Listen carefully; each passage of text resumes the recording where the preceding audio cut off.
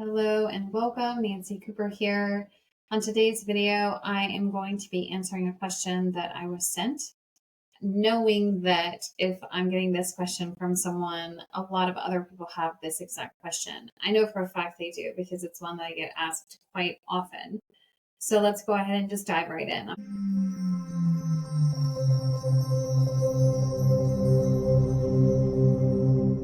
I'm going to read the question. I write posts a lot when I'm being authentic, but I hesitate to post it.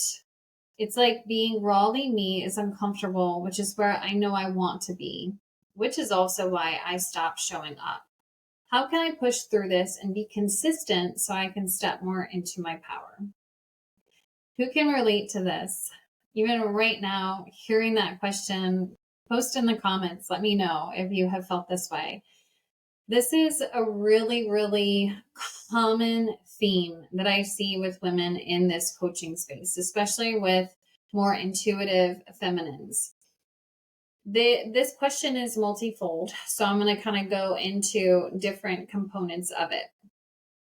First and foremost, we're very attached to the outcome when we are someone who has a very big heart. When we have a big heart and we want to share it, it feels very exposing to us. We have put all of this out. It's very revealing to us at a core level. And so to share it and we don't get the response back or the feedback back that we are hoping for, it can be very devastating to us. So the first thing that I always recommend to my clients when they're struggling in space is that we have to release any type of attachment or emotional outcome attachment. So what I mean by this is if we're posting stuff from a space of, oh, I hope people like this. I hope I get a good response. I hope this post does well. That is already like a recipe for diminishing our sense of self-esteem and self-worth. We are projecting that value that we bring onto an external force. Here's the thing. When we first start putting ourselves out there, we're probably going to find that we have a lot of crickets. We're probably going to find that it takes time for the right people to find our content. But we can't have our content find the right people if we're not sharing it. So this is where that is kind of like, which came first, chicken or the egg or the cart before the horse kind of thing, is we have this expectation and desire that I post this, I want it to hit the right people and I really want it to resonate and feel great, etc. But we haven't done enough work yet to build an audience that it will resonate with. So cart before the horse is expecting the out before actually doing the legwork to create an environment where we can get that outcome and result. So we have to remove this emotional attachment. Okay. We have to remember that the reason we're showing up and educating others and being open is from the service of the collective, not for our own personal validation. This is really, really important. And I get it because many of us who grew up in environments that made us feel that we were not appreciated or unconditionally loved for the unique creatures that we are, we still find that as adults, we seek a certain level of validation and acceptance from our peers. So that there's nothing wrong with this, but we have to make sure that we're kind of checking our energy and the why behind the content. Why am I putting this out there? Am I doing this from a sense of service to serve the collective because this is my purpose? Or am I doing this in hopes that by finally sharing my truth, someone is going to validate it and tell me that they love me because of it? This is important. So we have to really look at the energy behind it. And if we're feeling like we're afraid to show up in a certain way, and that keeps us from showing up, it's probably the energy of, I'm really hoping that I get the right feedback from this so that it validates a certain part of me that's still looking for unconditional love from myself.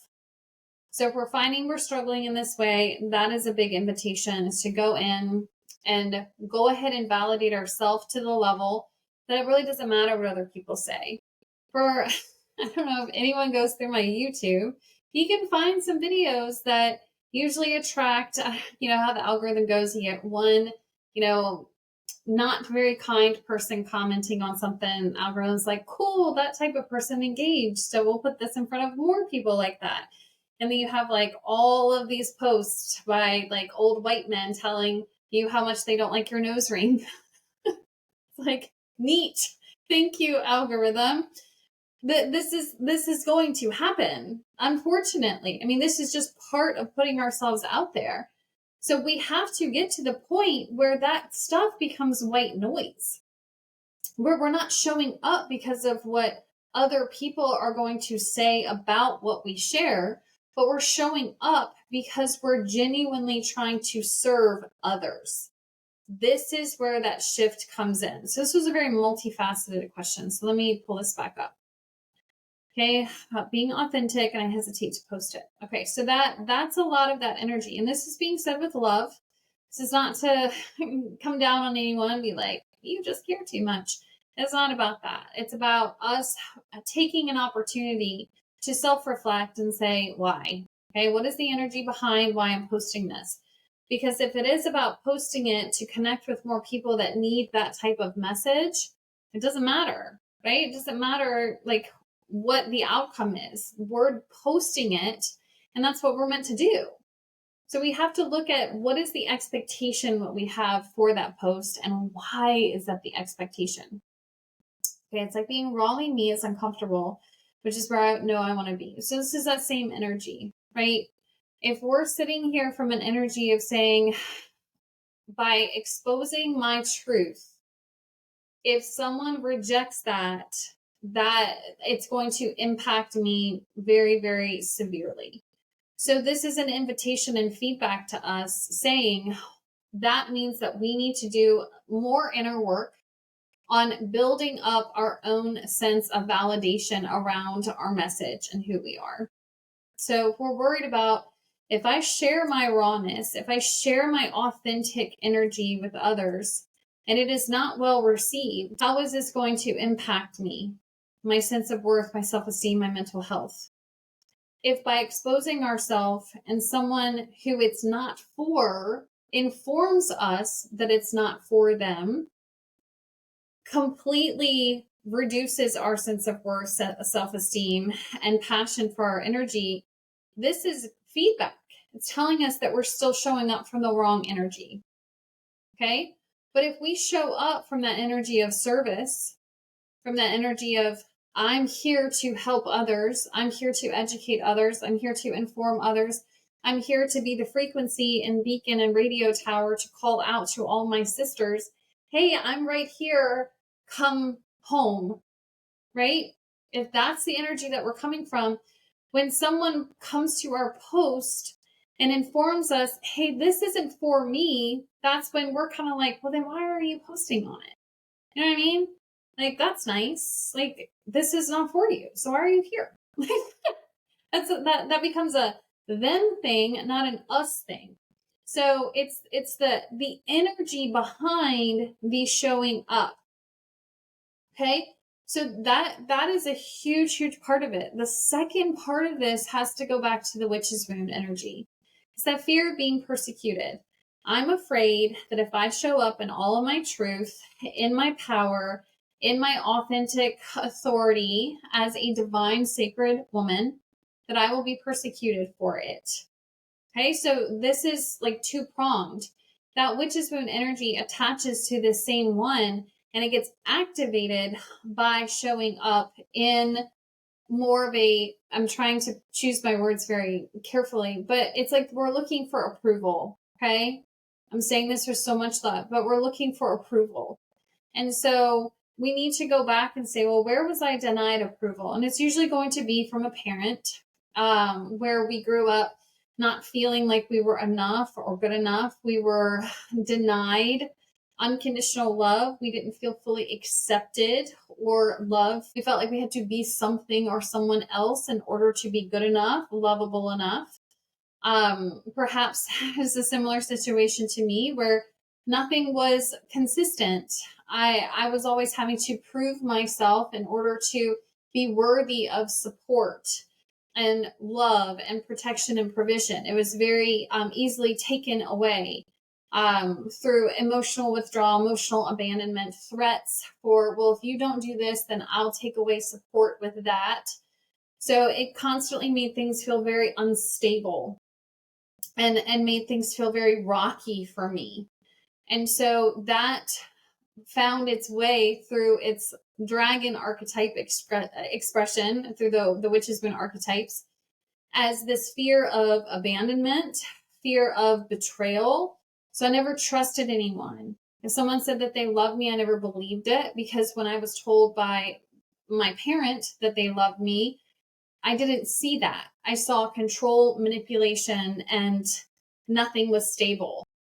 Hey, Nancy here. If you're resonating with this video, then I want to invite you to take my Witch's Wound archetype quiz.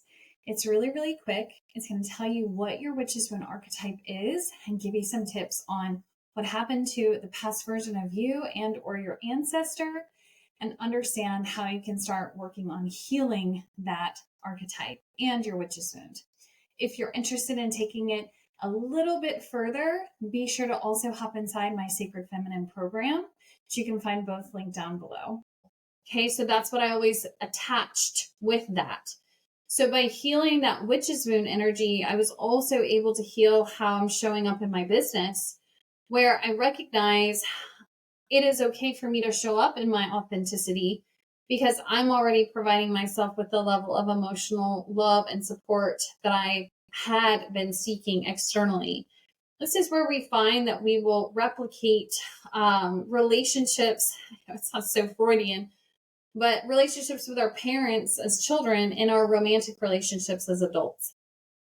We'll even find that we do it maybe with a boss or a friend or something like that, where we play out these dynamics because there's a part of us subconsciously that is hoping, if this person who reminds me very subconsciously of the individual that always rejected me as a child, if they were to give me this level of approval, validation, etc., then it would somehow make up for this level of unacceptance that I experienced all through my childhood. And somehow that would fix it. It would make it be void. So we subconsciously find ourselves attracted to people that are emotionally unavailable, that are narcissistic, that are, what is that other, avoidant, emotionally avoidant. And it's because at a level we're really trying to replay this out, because the mind will recreate what the heart wants to heal. So we recreate these scenarios for ourselves. And so this can really have a lasting impact on us when it comes to actually feeling safe to show up, because we may feel in a certain way, well, I've gotten past that. I'm not going to find a partner like this. Maybe we just stop dating altogether because we don't trust ourselves to not find a partner like this. But we can't really do that when it comes to showing up for our business. We can either just not show up at all, or we can show up. And then as those posts or comments or feedback comes in, we have a choice of how we get to respond to it. We have a choice of how we get to look at it. Are we looking at it from a perspective of, this is triggering this wound within me that I have not been able to heal yet, most likely because we just have not been aware of it. Okay, but now we're aware of it, right? And so we can start looking at that and say, what am I looking for subconsciously from these external sources that was not given to me as a child? And instead of looking for it from these external sources, how can I start giving it to myself? And I will tell you, the most basic way to do this is learning how to unconditionally love ourselves. We can do this. I wish that I could just tell you, like, just start loving yourself, but it's really not that simple. We have to go in and we have to really find what these programs were, how they got there, where they started, and kind of chip away at them individually. This is why I created the Untangled process, so we can actually do this. We go back and find all of these different embedded programs, how they got there, what they are, and get rid of them and reprogram them with something new that's more in alignment with the version of us that we want to step into. So if you are someone who is really struggling with this in their business and it's severely impacting you from being able to show up, my advice to you would be to start with mindset work. You need to heal this first, because we can do that and continue to push and try to put ourselves out there But what will happen is, if we don't have the right tools, we'll put ourselves out there, and then something happens and that gets triggered. And then we just go into this space of, I knew it, that's all that's going to happen. And then we validate why we don't want to show up. So it doesn't really help us.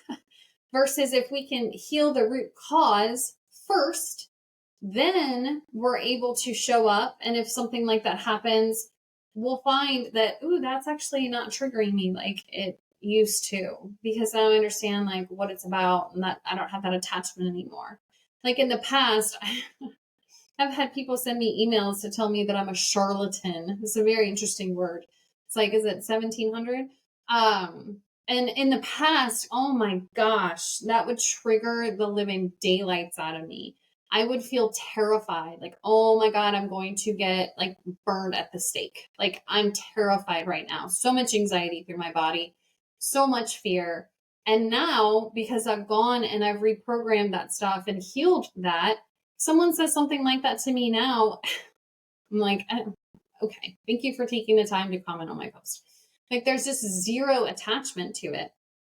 And it allows me to continue to move forward with sharing my business, sharing my knowledge, sharing my heart and my authentic truth.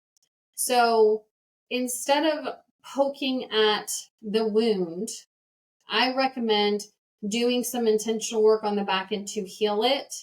And then after you have the toolkit that you need, you can start making these posts and start putting yourself out there in a way that it's not going to just be damaging. Because if we don't have the proper toolkit and we haven't done the proper work to prepare ourselves, when those types of things do come in, and they will, I'm sorry, I wish they won't, but they will.